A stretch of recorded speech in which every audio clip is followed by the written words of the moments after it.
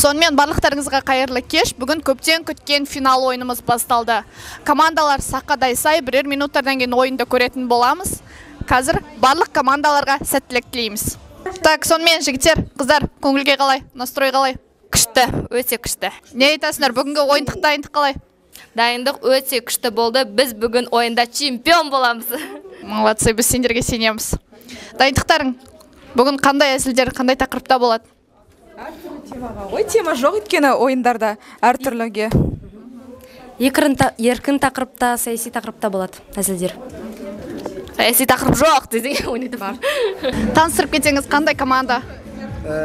Жастар құрамасы республикалық балалардың оқу-сауықтыру орталығына келдік. Жалпы ойын туралы ойыңыз? Ойын туралы ойынымыз чемпион боламыз деп тұрық, чемпион боламыз құдай қаласа. Дайындық қалай? Дайындық жестко. Жалпы бүгінгі ойын туралы пікіріңіз қандай, көзқарасыңыз? Мен орысша айтам. Сегодня у нас игра должна быть на высоком уровне. У нас играет 5 команд, которые целый сезон старались попасть в этот финал. У них это получилось. Сегодня мы поймем, кто является чемпионом, кто станет чемпионом. Призы у нас очень достойные, область нас спонсирует по максимуму. Какие будут призы и кто возьмет чемпионство, мы узнаем в конце игры. Бүкіл командаларға сәттілік. Бүгінгі ойын туралы не айтасыз, пікіріңіз қандай? Бүгін міне қалай болады деп ойлайсыз? Көкшетау қаламызда көптен күткен көңіл жастар алаңы финал ақтық мәре. Бүгін 5 құрама өнер көрсетті. Бақшама дейді, қай команданың дайындығы мықты, сол команда чемпион болады. 5 командаға сәттілік тілейміз. Көкшетаудың чемпионын бірге анықтайық. Жалпы осы көңілді жастар алаңы ойында есіңізде қалған, ерекше есіңізде қалған командалар немесе ойыншылар бар ма? Жалпы командалар туралы ойыңыз? Ерекше командалар енді әрқайсысын бөліп жармаймыз, барлық командалар ерекше, бір-біріне ұқсамайды, бір-біріне ұқсамайтын өнер көрсетіп жатыр сахнада.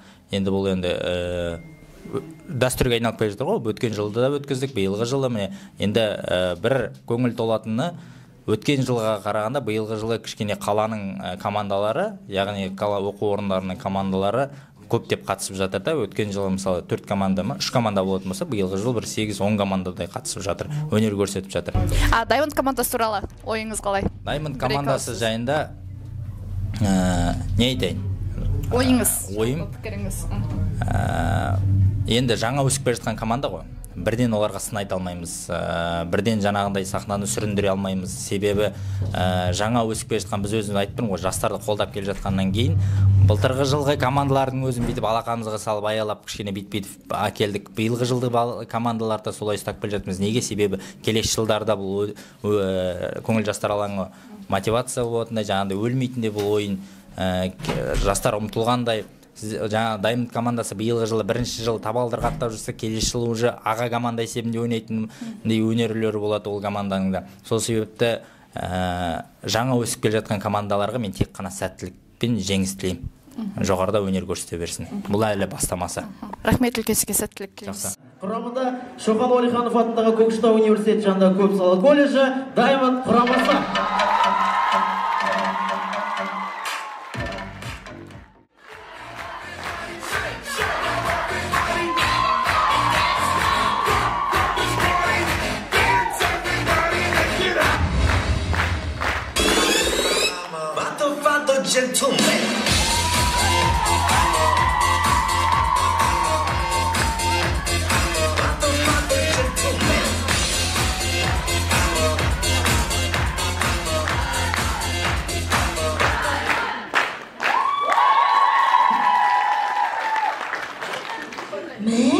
Мынау кімдер? Ерхан, сен оларды танисың ба? Жоқ, танымаймын. Қарашы мыналарды, алдыңғы ойындарда ойнамай, енді финалға келген қараш. Қу ғой мыналар. Барындар ан жаққа.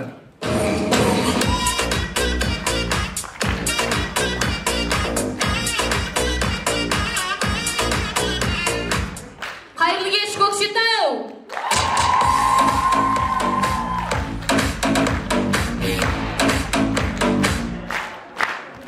Қыздар, жігіттер, бүгін маңызды ойын, финал, бүгінгі әзілдеріміз күлкілі, әрі әділ қазыларға өтетіндей болу керек. Енді білмеймін, бірдеңесін қылып әйтеуір чемпион болуымыз керек.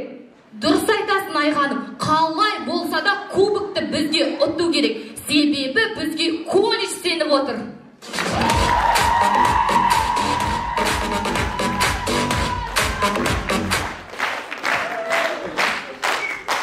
Енді былай қарасақ, әрбірдің команданың бір танысы бар екен. Мысалы, жастар командасының бір ойыншысы Ерден ағамыздың туған көршісі екен. Ол ма?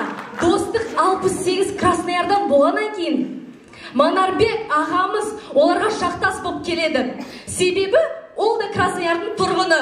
В общем, былай айтқанда, кімнің жюри мықты, сол жеңеді ғой.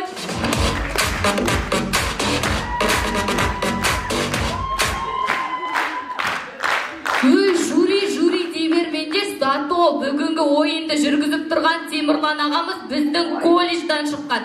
Біздің чемпион болуымызды осы кісі шеше алады. Мынау шеше ма? Мынау тұрысымен ол дым шешпейді. Не, Темірлан аға, мынау не бәле? Аяғыңыздың развал кетіп қалған ба?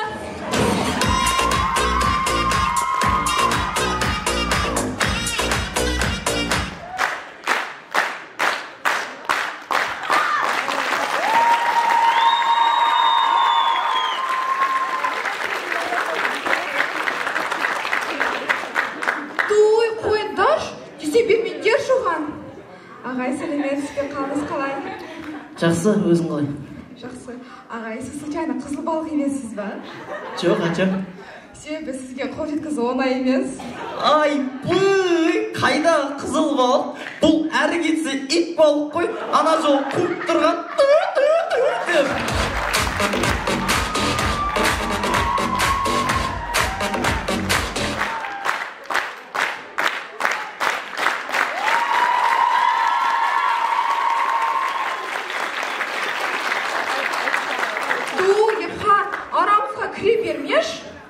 Ағай, сіз хит бахрома бауызы қақсайсыз, бірақ мен ол бахроман жемеймін.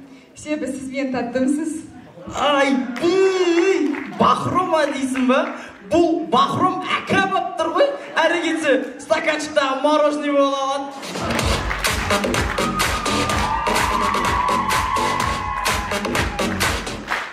Инабат, қойш, неге сен оған жағынып кеттің? Біз чемпион болу үшін лайықты ойын көрсету керек. Бізден бұрын 4 команда бұған уже жағынып қойған.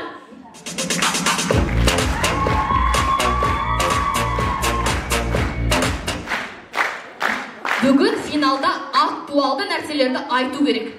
Представляете, қазақстандық блогерді Амилайды әскери борышын өтеу үшін шақырыпты. Осы Амилай дегеннен шығады, Амилай алдында 2 жігітпен төбелесіп біреуін талдырып тастапты.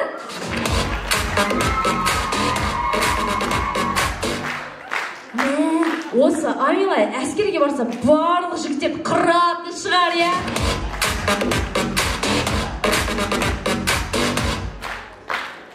Залда әскерге бармай отырған жігіттерге қарағанда Амилай мықты ма дедім ғой.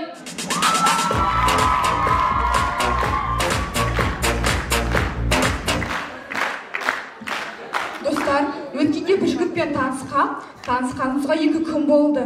Бірақ тарифім бітіп қап, қарызға 9.000 теңге сұрағам. 9.000 теңге ай сайын, 9.000 теңге.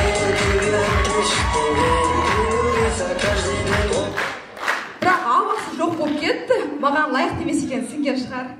Инабат, керісінше сен оған лайықты емес сияқтысың ғой. Ендеше осындай көңіл-күймен біз ойынымызды бастаймыз!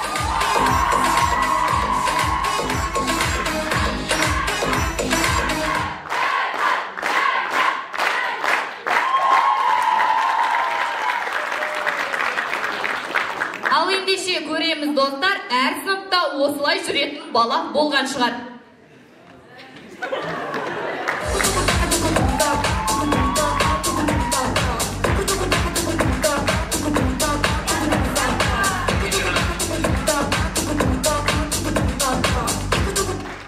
Ал ендеше көреміз, достар, таксида оқиға. Саламатсыз ба ағай, сіз таксисіз ба? Иә, отыра қойыңыз, қай жаққа барасыз? Оны қоя тұрыңызшы, жолға қанша төлеймін, соны айтыңызшы. Артыңғы сиденьяға отырсаңыз 500 теңге, ал жаныма отырсаңыз 300 теңге ғой. Ал алдыңызға отырсам бесплатно ма?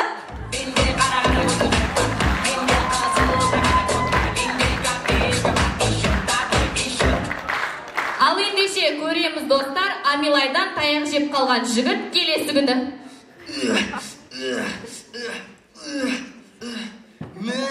Позор, мына атынан қалай опық жеп қалам?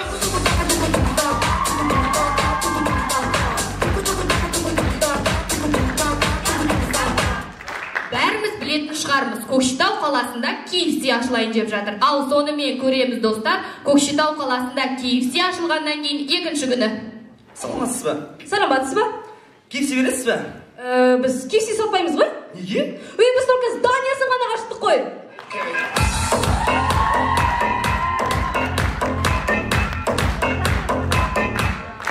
Тамашалаймыз достар, өте қатал шаштараз. Саламатсыз, шаш аласыз ба? Жоқ, базалам!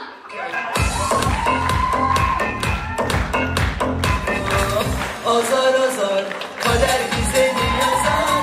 Öyle gelmiş, öyle.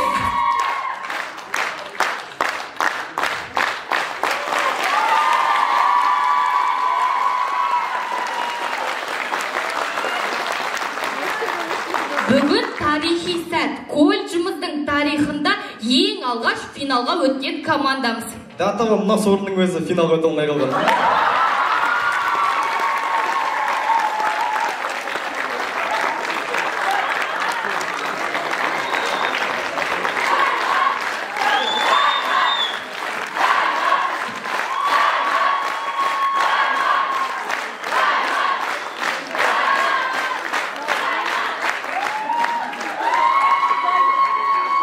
Сіздермен болған Шоқан колледжі Даймонд құрамасы. Рахмет, Көкшетау!